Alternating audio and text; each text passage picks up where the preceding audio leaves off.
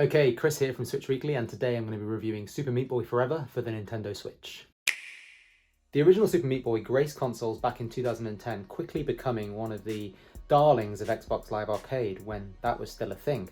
Its release occurred during what was something of a flourishing period for indie games. A slew of novel titles, including the likes of Braid, Castle Crashers and Shadow Complex, were all arriving on Microsoft's second console, each with their own notable levels of excitement and praise. Super Meat Boy, an ultra-hard platformer, was no different, and quickly garnered heaps of commendation and awards upon release, soon finding itself on several greatest games of all times lists. So no pressure for a sequel then. If you didn't play the original, which itself is based on a 2008 Flash game, then this is really all you need to know.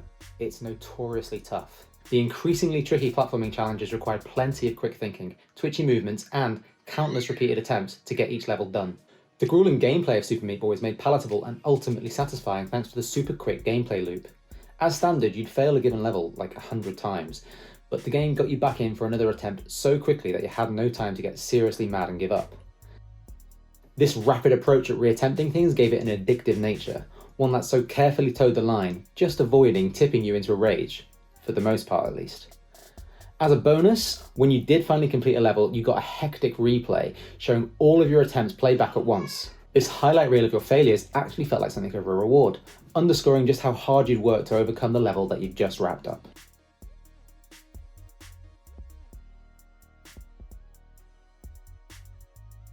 So, a decade after the original launched, we now have a sequel. Super Meat Boy Forever!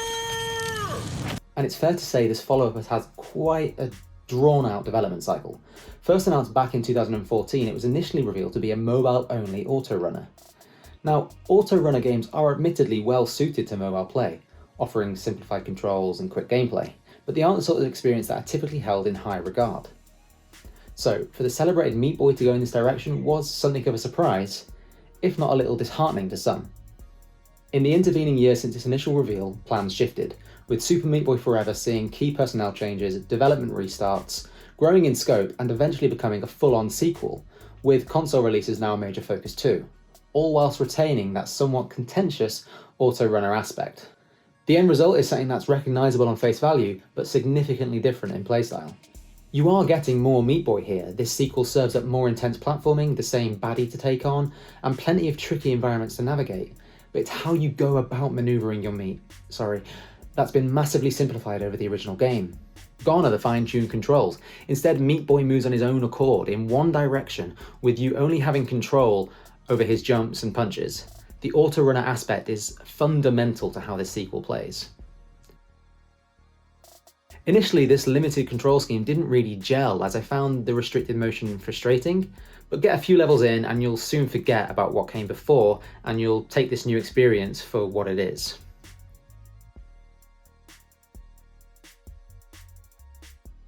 So, over the course of a dozen worlds, a mix of light and dark just like the original, you're challenged to a taxing collection of stages to traverse, all of which require a decent amount of perseverance to get through.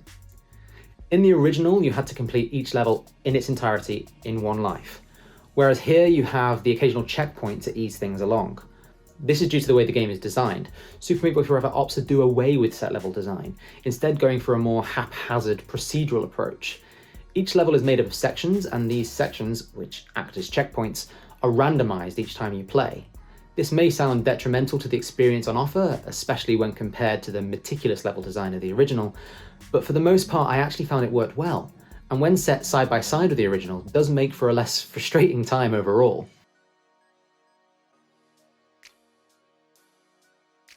This unarranged approach to level design wasn't always a winner though, as a couple of times during my playthrough it served up a sequence of sections that felt a little uneven, resulting in moments where I felt the game wasn't really respecting my time, all due to these randomised elements throwing up a stinker. However, putting that gripe aside, on the whole I was pleasantly surprised at how well the procedural level design all ties together. Don't write it off. As a quick aside, the levels being sectioned up meant that when it came to finishing a level and getting your replay, it wasn't anywhere near as satisfying to watch back. As you don't complete a level in one go, you won't see all your attempts at once, instead seeing them broken up over sections. It's a small thing. Once you've completed a bunch of levels, you'll face off against a big boss, and it's here where the game really turns things up. Each boss fight is super tough, throwing a new sequence at you that you have to figure out. It's during these battles that the key to playing this auto-runner sequel really becomes crystallized. In the original, nailing a multitude of skills was expected of you, whereas the main thing you need to get through Super Meat Boy Forever is excellent timing. Once you nail the rhythm of a battle, you'll get through it. Your patience will vary, of course, but this really is the key to succeed. The boss fights bookend each world and are accompanied by superb cutscenes. Honestly, the quality of these vignettes really surprised me. Each cutscene has Saturday morning cartoon vibes with tons of polish. They're really fun, don't skip on them. The unlockable characters in the original Super Meat Boy gave things a whole ton of replayability and added flavour, with new characters bringing in a slew of new playstyles. Sadly, the pursuit to unlock new faces here is mostly an empty one, as they are simply visual skins, adding no unique abilities. Yes, unlocking them is a challenge in and of itself, but the end result is purely an aesthetic one. If you're okay with chasing mere visual changes, then fill your boots, but it's not something that added any great appeal for me.